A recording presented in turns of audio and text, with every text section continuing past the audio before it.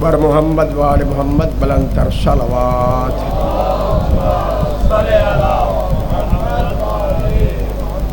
مظلوم کربلا کی عزاداری کی قبولیت کے لیے بلند تر صلوات۔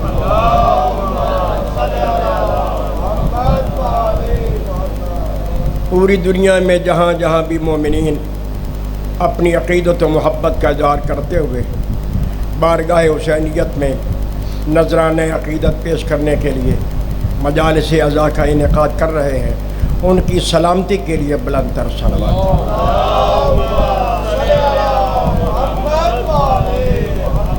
وارث زمانہ کے ظہور میں تعجیل کے لیے بلند تر صلوات۔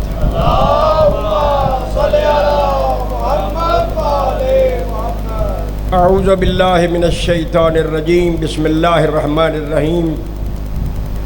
الحمد للہ العلیم الخبیر الذی لیس له شریک ولا مثیل ولا نظیر، الذی لا ند له ولا حد له ولا مثل له ولا مثیل له وهو السمیع البصیر، والصلاة والسلام علی العبد المؤید الرسول المسدد المصطفى الامجد المحمود الاحمد، سید الثقلین و نبی الحرمین و امام القبلتین ووسیلتنا فی الدارین و جد الحسن والحسین، سیدنا و سندنا و حبیبنا و طبیب قلوبنا و شفیع ذنوبنا ابی القاسم محمد، سید الانبیاء والمرسلین وعلی السید المطہر والامام المظفر والشجاع الغضنفر ربی شبیر وشبر قاسم طوبہ وسقر، العنزہ البتین الاشرف المکین الاشجع المتین الناصر المعین، الوالی الولی السید الرضی الحاکم بالنص الجلی المدفون بالغری، اسد اللہ الغالب غالب علی کل غالب و مطلوب کل طالب، امام المشارق والمغارب الذی حبہ فرض علی الحاضر والغائب، اعنی مولانا علی ابن ابی طالب امیر المؤمنین، ولذا قولوا فی دعائی و وسیلتی بینی و بین اللہ، یا زیغم المہم یا ناصر النبی یا دافع النوائب یا قوت القوی، یا فارق الکتائب یا قاتل الغوی، یا مصدر الغرائب یا عالم الخفی، یا قاہر العدو یا والی الولی، یا مظہر العجائب یا مرتضی علی، وآلہ الطیبین الطاہرین المعصومین القائدین الغر المیامین المحجلین، الذین اذھب اللہ عنہم الرجس وطہرہم تطہیرا،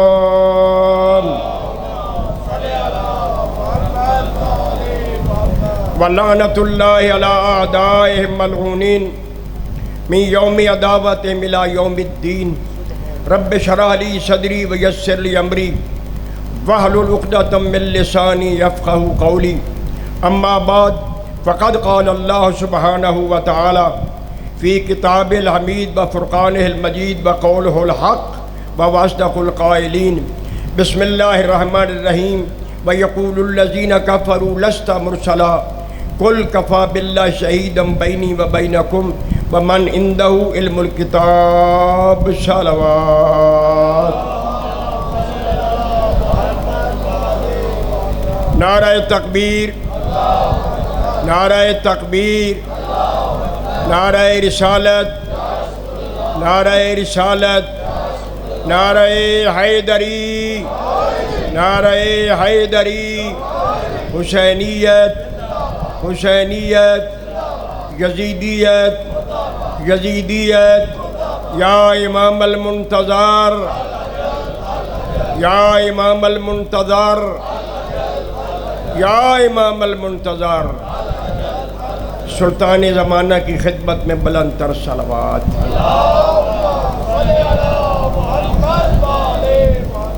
دعا ہے کہ خالق مالک کریم کربلا کے صدقے میں یہ عزاداری کے ایام آپ کو سکون و اطمینان کے ساتھ ادا کرتے رہنے کی توفیق عطا فرمائے۔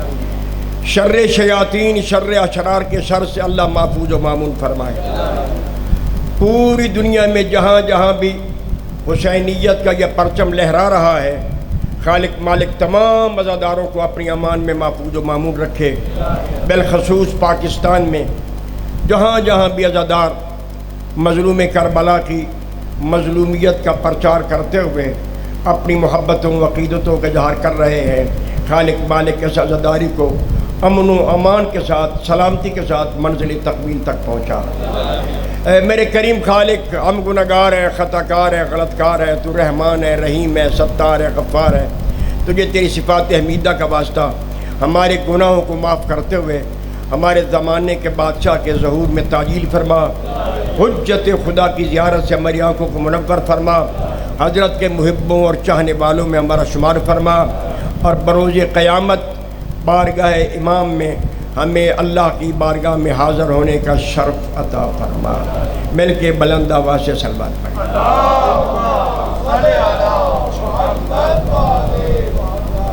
خدا بند کریم آپ تمام مومنین کو اجر جزیل عطا فرمائے اور حسینیوں میں اللہ شمار فرمائے، کیونکہ معصوم نے فرمایا ہے کہ یہ دعا کیا کرو، اللہم ارزقنی زیارت الحسین فی الدنیا زیارت الحسین وفی الآخرت شفاعت الحسین واکتبنا مع زوار الحسین واجعلنا من الباقین فی عزاء الحسین واحشرنا تحت لواء الحسین واحشرنا فی زمرۃ الحسین وادخلنی الجنہ من باب الحسین۔ دعا مانگو میرے اللہ، دنیا میں ہمیں زیارت امام کا شرف عطا فرما، آخرت میں ہمیں پاک امام کی شفاعت سے بہرہ مند فرما، اور ہمیں پاک امام کے چاہنے والوں غلاموں میں اور حضرت کے عزاداروں میں شمار فرما، اور حسین بادشاہ کے جھنڈے کے نیچے معشور فرما، اور اسی دروازے سے ہمیں بھی داخل ہونے کا شرف عطا فرما جنت میں، جو باب الحسین کے نام سے مشہور ہے۔ خالق مالک ہماری دعاؤں کو قبول و منظور فرمائے، اور ہمیشہ ہمیشہ فقط نامی زبانی کلامی حسین نہ کرنے کی توفیق نہ دے، بلکہ عملی طور پر بھی ہمیں حسینی بنتے رہنے کی توفیق عطا فرمائے۔ بہت اچھا خطاب فرمایا قبلہ صاحب نے، میں نے سنا ان کی گفتگو کو، اور نہایت عالمانہ انداز میں آپ تک پیغام خدا پہنچاتے رہے، اور ان شہیدوں کا تذکرہ فرماتے رہے جو سیسہ پلائی ہوئی دیوار بن کر دشمنوں کا مقابلہ کرتے رہے، اور آخر میں ہمیشہ ہمیشہ کے لیے حسینیت زندہ باد کے نعرے لگے اور یزیدیت مردہ آباد کے نعرے لگے۔ حسینیت زندہ باد، حسینیت زندہ باد، یزیدیت مردہ آباد، یزیدیت مردہ آباد، آواز بلند صلوات۔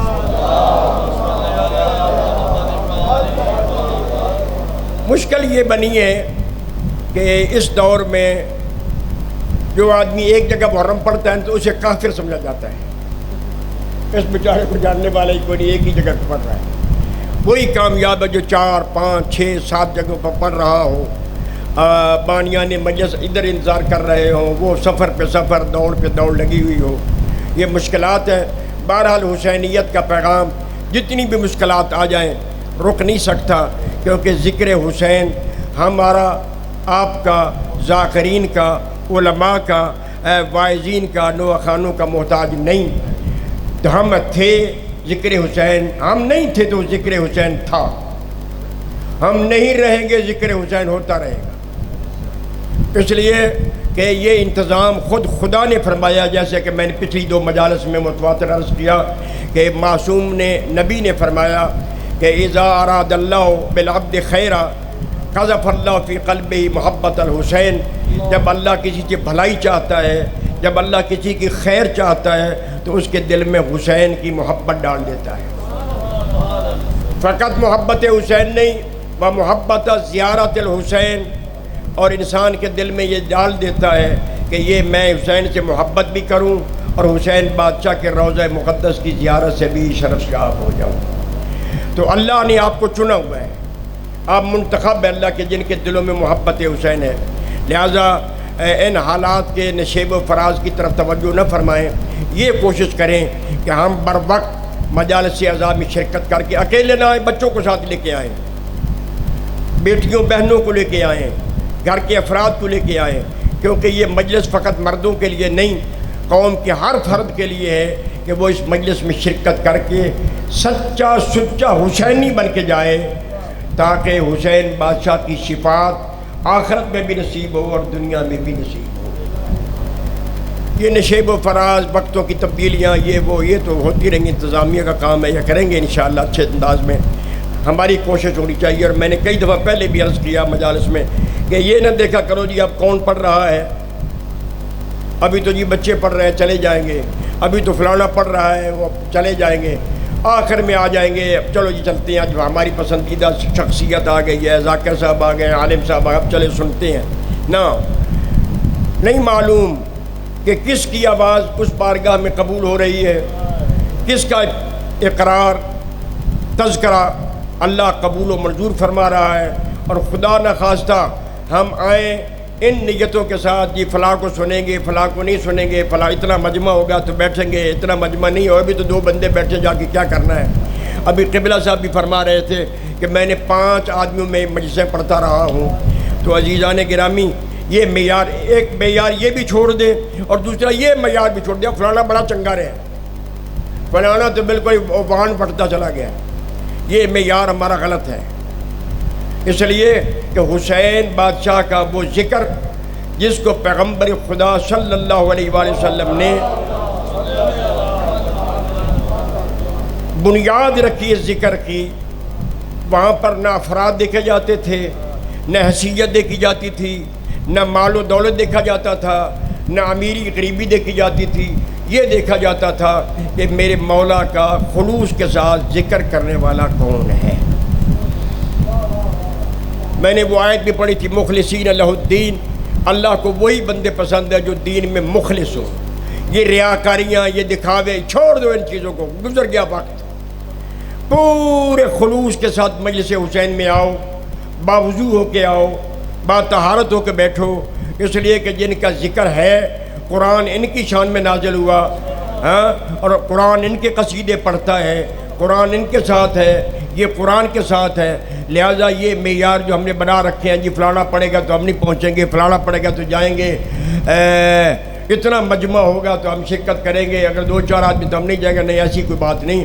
اللہ کی معصوم مخلوق بھی شریک ہوتی ہے، فرشتوں کو بھی اللہ بھیجتا ہے، جاؤ میری تسبیحیں چھوڑ دو۔ اور آپ جانتے ہیں کہ کبھی بھی کوئی حکیم دانا اعلیٰ کام کو چھڑوا کے ادنا کام نہیں کرواتا۔ تمام احباب آپ جانتے ہیں کہ ہر فرشتہ تسبیح خدا میں مصروف ہے، جن کو اللہ نے قیام میں خلق فرمایا ہے وہ قیامت تک قیام میں رہیں گے، جن کو اللہ نے رکوع میں جھکایا ہے وہ قیامت تک رکوع میں جھکے رہیں گے فرشتے، جن کو اللہ نے سجدے پر معمور فرمایا وہ قیامت تک سجدے میں رہیں گے۔ کتنا عظیم ہے حسین، جس کی آمد پر اللہ نے جبرائیل سے کہا، جبرائیل آج میں خدا نے اپنے رسول کو حسین نامی فرزند عطا کیا ہے، قیام والے قیام چھوڑ دو، رکوع والے رکوع چھوڑ دو، سجدے والے سجدہ ترک کر دو، تسبیح کرنے والے تسبیح کرو۔ میرے اللہ کیا کرنا ہے؟ دروازہ حسین، دروازہ رسول پہ جاؤ اور نبی کو مجھ خدا کی طرف سے اور اپنی طرف سے بھی مبارکباد پیش کرو۔ دروازہ رسول پہ ان فرشتوں کا آنا، جبرائیل کا بعض کہتے 1000 فرشتہ تھا، بعض کہتے 10,000 فرشتے تھے، جتنے بھی تھے، آنا اس بات کی دلیل ہے کہ نگاہ خدا میں اس تسبیح سے حسین کو مبارکباد دینا افضل ہے۔ پھر شفا یاب بھی ہو گئے، جو بیمار تھا اللہ نے اس کو حسین کے صدقے میں شفا یابی بھی عطا فرمائی۔ میں بار بار یہی درخواست کروں گا، اور اب میں اس ایج میں ہوں کہ نصیحت کرنے کا حق رکھتا ہوں۔ اب میرے سارے عزیز ہیں، برخوردار ہیں، بھائی ہیں، مجھے حق ہے کہ آپ کو نصیحت کروں۔ میں نے ایک عرض کیا، اللہ جتنا عہدہ عطا فرماتا ہے نا، اتنی بڑی ذمہ داری بھی ڈالتا ہے۔ یہ دنیا کا قانون ہے، جس کے پاس جتنا اونچا منصب ہوگا، جتنا بڑا عہدہ ہوگا، جتنا بڑا مرتبہ ہوگا، اس کی ذمہ داریاں بھی اتنی ہی زیادہ ہوں گی۔ اگر اللہ نے آپ کو محبت حسین، محبت زیارت حسین کے لیے منتخب کیا ہے، تو آپ کی ذمہ داریاں بھی زیادہ ہیں کہ آپ ان 10 دنوں میں خاص طور پر اور 8 ربیع الاول تک عمومی طور پر حسینی بن کے دکھائیں. گلیاں بازاروں میں کہہ کے لگانا، بازو میں بازو ڈال کے ادھر چلنا، ادھر دیکھنا ادھر، یہ حسینیت کی شان کے خلاف ہے.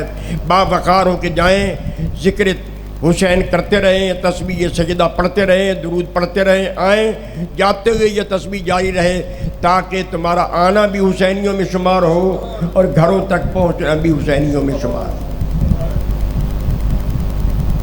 میں نے آپ کے سامنے کل بھی اسی آیہ مجیدہ کی تلاوت کی تھی، آج پھر اسی آیہ مجیدہ کی تلاوت کرنے کا شرف حاصل کیا ہے. میں نے عرض کیا تھا کہ یہ آیہ مجیدہ سورہ رعد کی آیت ہے. تنویر شاہ جی نیندر آ گئی؟ مل کے صلوات پڑھے بلند آواز سے.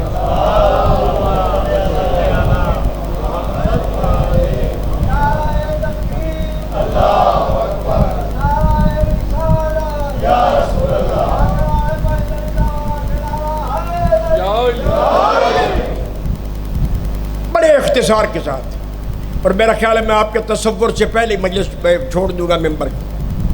اللہ فرما رہا ہے میرے نبی رسول، یہ کافر کہتے ہیں کہ تو رسول نہیں. یقول الذین کفروا لست مرسلا، کافر کہتے ہیں، کہتے رہیں گے. یہ فعل مضارع کا صیغہ، قبلہ صاحب یہاں تشریف فرما تھے، اب نظر نہیں آ رہے، یہ فعل مضارع کا صیغہ ہے جو استمرار پر دلالت کرتا ہے. کافر کہتے ہیں اور کہتے رہیں گے کہ لست مرسلا، تو رسول نہیں، تو نبی نہیں، تو اللہ کا پیغمبر نہیں. میرے نبی نہ گھبراؤ، پریشان نہ ہو. اگر یہ تجھے رسول نہیں مانتے تو نہ مانے. قل کفا باللہ شہیدا بینی و بینکم، ان سے کہہ دو کہ میری رسالت کی گواہی کے لیے میرے اور تمہارے درمیان ایک اللہ کافی ہے. ومن عنده علم الکتاب، اور ایک دوسرا وہ کافی ہے جو پوری کتاب کا عالم ہے. دیکھو جو اللہ اللہ کی ہمیں وہ ضربے لگاتے ہیں نا، اللہ خود کہہ رہا ہے کسی عمل میں بھی اللہ کا کوئی شریک بنانا گناہ کبیرہ ہے. قرآن نے کہا ہے لا تشرک باللہ ان الشرک لظلم عظیم. خبردار کبھی کسی کمال میں، کسی صفت میں، کسی فعل میں، کسی عبادت میں اللہ کا کسی کو شریک نہ بنانا. نہ کوئی نبی اللہ کا شریک ہے، نہ کوئی رسول اللہ کا شریک ہے، نہ کوئی امام اللہ کا شریک ہے. وہ وحدہ لا شریک ہے. وہ جو لا شریک ہے وہ خود کہہ رہا ہے کفا باللہ، تمہاری نبوت اور رسالت کی گواہی کے لیے اللہ کافی ہے. اور جب اللہ کافی ہے تو پھر دوسرے کی ضرورت کیا ہے؟ جب خدا خود کہہ رہا ہے کہ میں اللہ کافی ہوں تیری رسالت کی گواہی کے لیے، پھر دوسری کی ضرورت کیا ہے؟ لیکن اللہ نے فرمایا نہیں، میرے نبی کی رسالت اس وقت تک قائم نہیں رہ سکتی جب تک کہ میری گواہی کے ساتھ ساتھ وَمَنْ عِنْدَهُ عِلْمُ الْكِتَابِ، وہ گواہی نہ دے جو پوری کتاب کا عالم ہے. آج میں بس تھوڑی سی بات کرنا چاہتا ہوں. گواہ کی مقدمے میں بہت زیادہ اہمیت ہوتی ہے. میں نے دعویٰ کیا کہ جناب یہ پلاٹ میرا ہے، میرے مد مقابل دعویٰ کیا نہیں یہ میرا ہے. میں 2 آدمیوں کو گواہ بناتا ہوں کہ ان کے سامنے میں نے خریدا، ان کے سامنے میں نے سودا کیا، پیسے دیے اور یہ پلاٹ اپنے نام کروایا. مد مقابل نے بھی یہی کام کیا.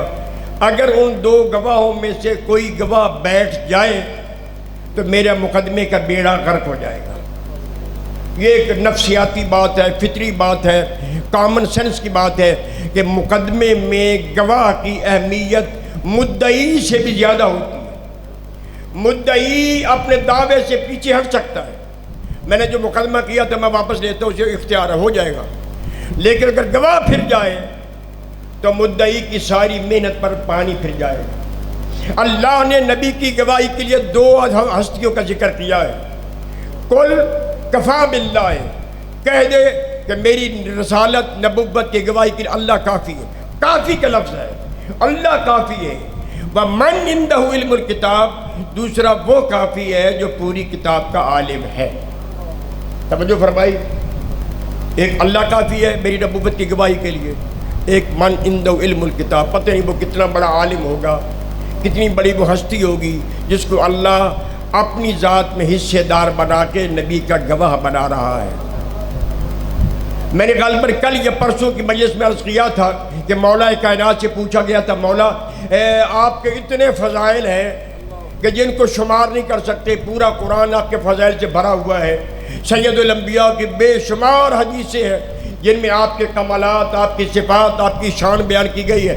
مولا وہ کون سی شان ہے، وہ کون سا مرتبہ ہے جس پر آپ کو ناز ہے؟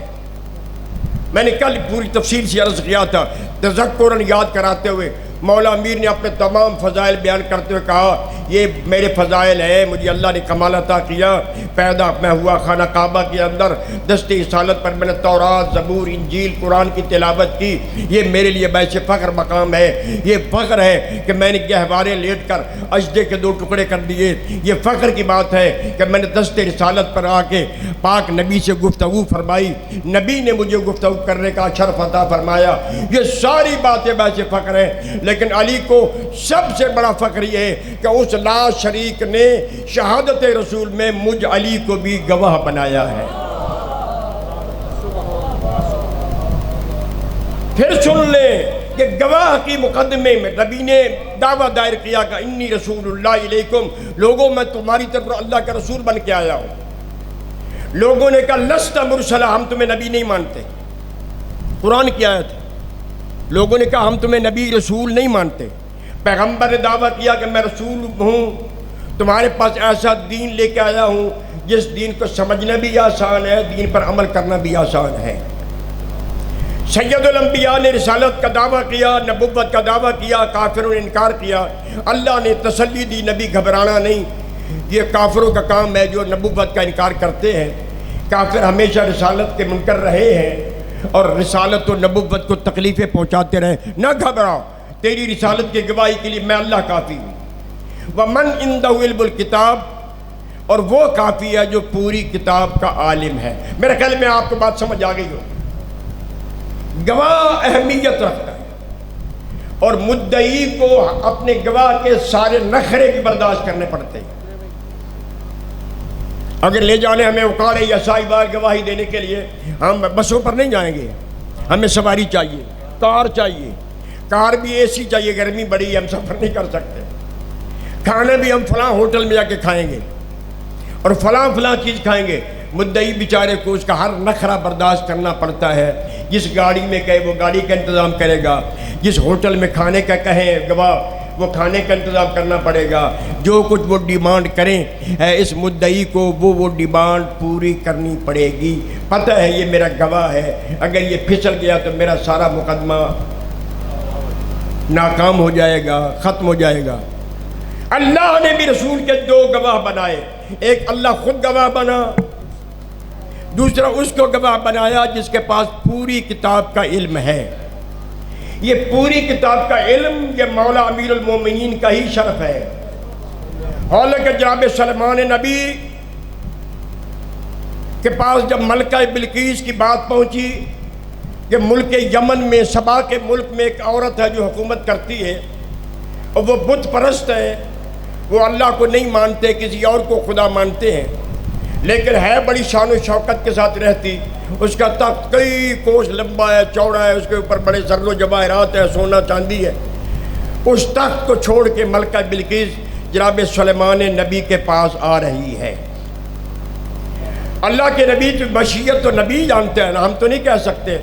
جیسے ہی ملکہ بلقیس ملک سبا سے چلی، یمن سے چلی، جناب سلیمان علیہ السلام کی ملاقات کے لیے، حضرت سلیمان نے اپنے پورے لشکر کو حکم دیا، بتاؤ کون ہے تم میں سے وہ بندہ جو تخت بلقیس کو بلقیس کے آنے سے پہلے میرے پاس لے کے آئے۔ یہ سارا قصہ قرآن میں موجود ہے، میں آیات پڑھ کے آپ کا زیادہ وقت نہیں لینا چاہتا۔ قال عفریت من الجن، لشکر میں سے ایک جن کھڑا ہوا، عرض کی اللہ کے نبی میں لاتا ہوں ملکہ بلقیس کا تخت۔ جناب سلیمان علیہ السلام نے کہا کتنی دیر میں لائے گا؟ یہاں سے 300 میل سے بھی زیادہ سفر ہے، کتنی دیر میں ملکہ بلقیس کا تخت لائے گا؟ اور کہا مولا قبل ان تقوم من مقامک، آپ اپنے دربار کو برخاست کریں، دربار کے برخاست کرنے سے پہلے ملکہ بلقیس کا تخت آپ کے پاس ہو۔ نبی نے کہا نہیں اتنی دیر نہیں، مجھے اس سے جلدی چاہیے۔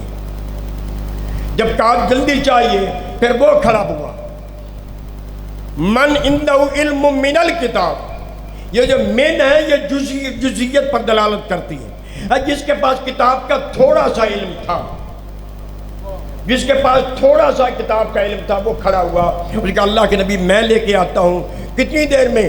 قبل ان یرتد الیک طرفک، آپ کی آنکھ جھپکنے سے پہلے پہلے ملکہ بلقیس کا تخت لے آؤں گا اور یہ موجود ہے۔ جس کے پاس کتاب کا تھوڑا سا علم ہو، اللہ نے اس کو اتنی طاقت بخشی کہ سینکڑوں میل سے ملکہ بلقیس کا سجا سجا تخت جناب سلیمان کی خدمت میں حاضر کر دیا۔ اب بتاؤ جو کتاب پوری کتاب کا عالم ہوگا اس کی کتنی بڑی قوت ہوگی۔ اگر وہ ڈوبے ہوئے سورج کو واپس کر دے تو کوئی بعید نہیں، کیونکہ یہ پوری کتاب کا عالم ہے۔ اللہ نے دونوں گواہوں کے لیے شرطیں پیش کر دی نبی کو، اے پیارے محبوب تیری رسالت کا گواہ میں اللہ ہوں، اور وہ ہے جو پوری کتاب کا عالم ہے۔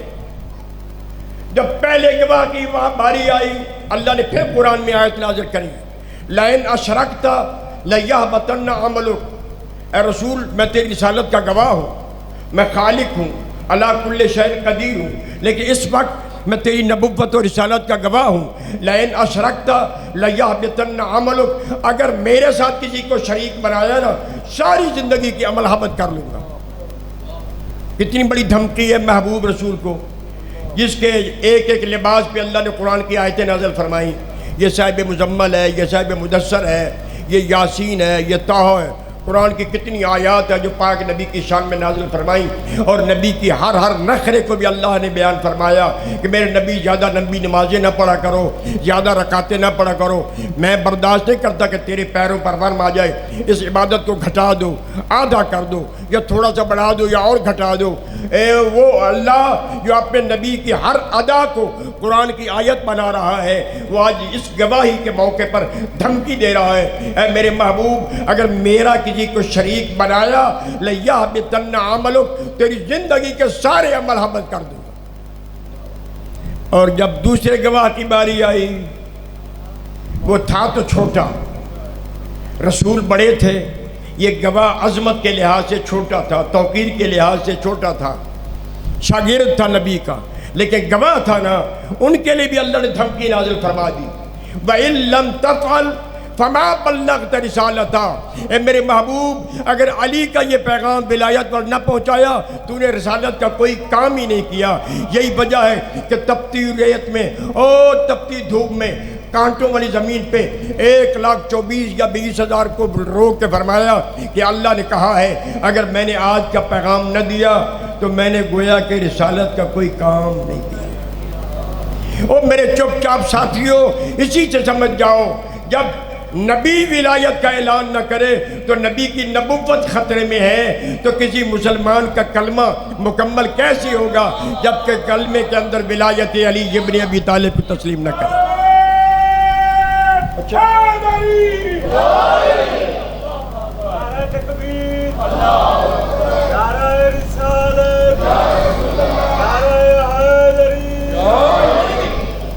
یزید نمازیں پڑھتا تھا، جیسی بھی پڑھتا تھا، روزے بھی رکھتا ہوگا، ظاہراً اس کے باپ کی وصیت تھی کہ جب تک تو بادشاہ رہے میرے بعد اس تخت پہ بیٹھے اپنا ظاہری لباس اسلام سے نہ ہٹانا، اے لباس شکل معلوم ہے کہ تو بڑا نمازی ہے، بڑا نیک ہے، یہ حلیہ قائم رکھنا۔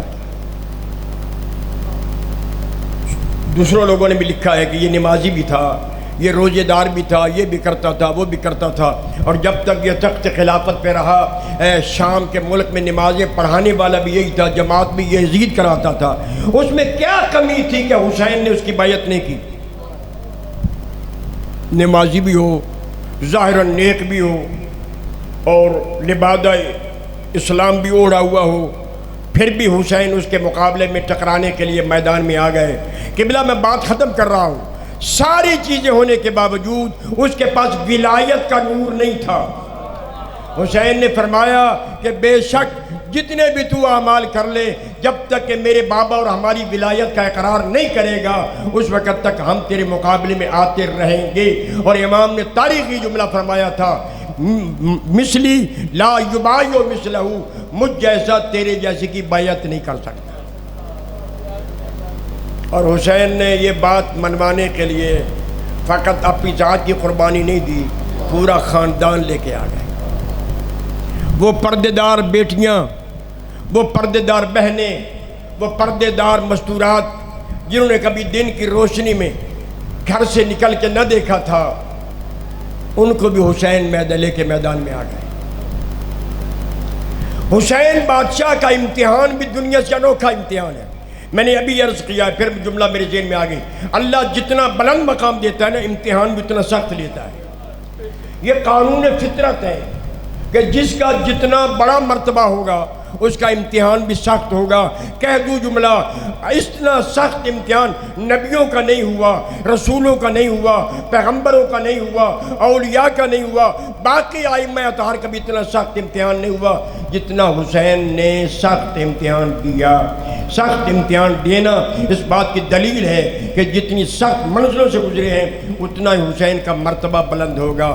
اسی لیے نبی نے فرمایا، الحسن والحسین سیدہ شباب اہل جنہ، نبی بھی تھے، رسول بھی تھے، پیغمبر بھی تھے، لیکن ان سب ریت بن کے جائیں گے، زہرا کا لال سب کا سردار بن کے جائیں گے۔ مولانا صابر حسین مرحوم منڈی بہاؤالدین کے رہنے والے بڑے خطیب گزرے ہیں، ہمارے یہاں بھی اپنی زندگی میں 6 علم کی مجالس پڑھتے رہے تھے۔